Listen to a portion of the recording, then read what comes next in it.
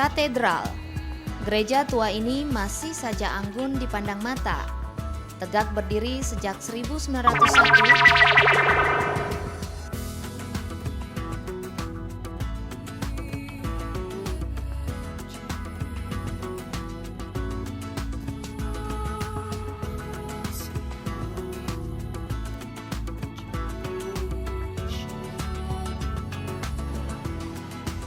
Katedral.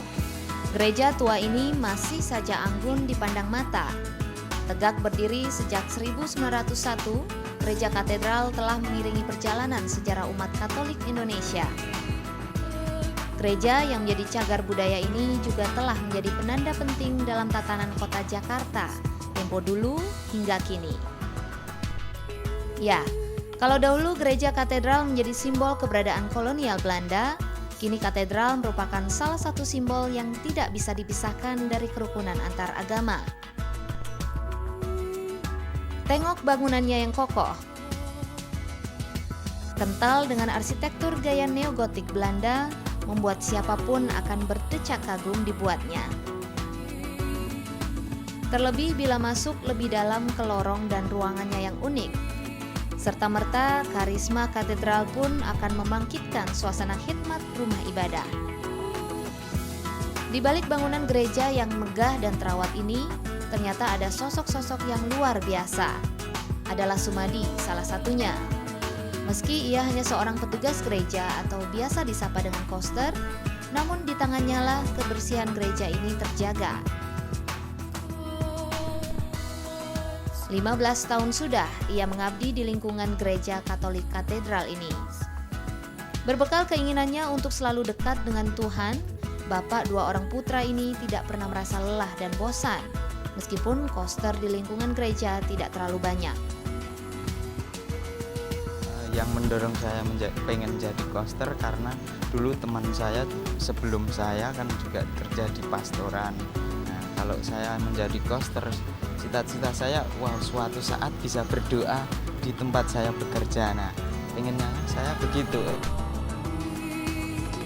Aktivitas Sumadi dimulai sejak pukul 8 pagi. Namun rumahnya yang cukup jauh di daerah Pondok Gede membuatnya untuk datang jauh lebih awal. Ia memulai aktivitasnya dengan membersihkan lusinan bangku umat yang akan melakukan misa atau hanya untuk berdoa.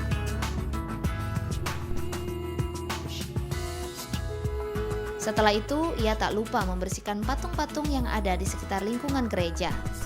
Cukup banyak memang, namun pria berusia 37 tahun ini selalu menikmati pekerjaannya.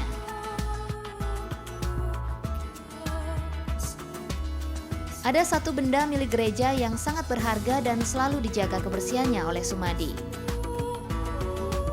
Ya, benda terbuat dari ornamen kayu ini adalah sejenis alat musik seperti piano. Orgel namanya.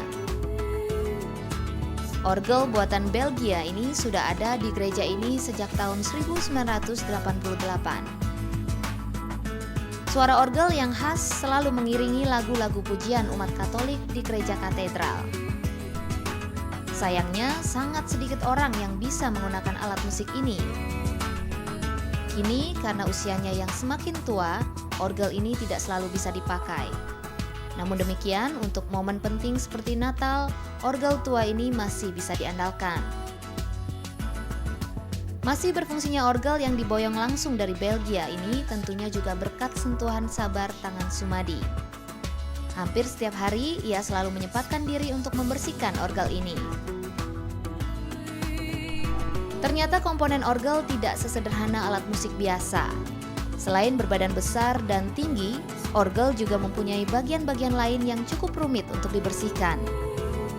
Memang Madi tidak membersihkan orgel secara detail, karena pihak gereja sendiri mempunyai teknisi di luar gereja yang secara khusus membersihkan bagian dalam orgel.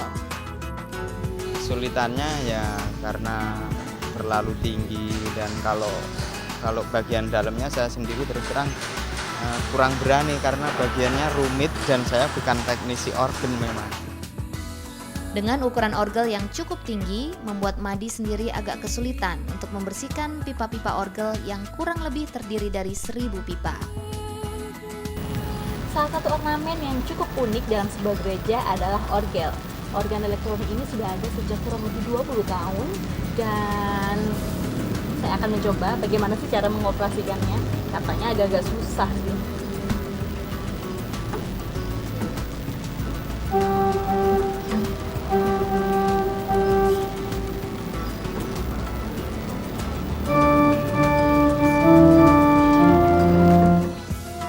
Kemeriahan Natal mulai terasa di mana-mana, terlebih di gereja katedral.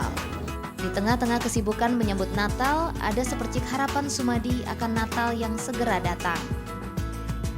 Harapan saya pas Natal nanti semoga seluruh Indonesia, terutama yang gereja katedral sendiri, semoga aman dari bahaya-bahaya yang tidak diinginkan. Gitu saja ya, misalnya yang dulu kan juga ada teror bom, semoga sekarang tidak ada lagi. Dengung suara orgel memenuhi ruang-ruang gereja katedral, mengiringi lagu-lagu pujian, memperkaya rohani umat Kristiani. Pada Natal kali ini, Sumadi, seorang koster gereja katedral, kembali tersenyum, mensyukuri karunia Tuhan yang tak pernah henti.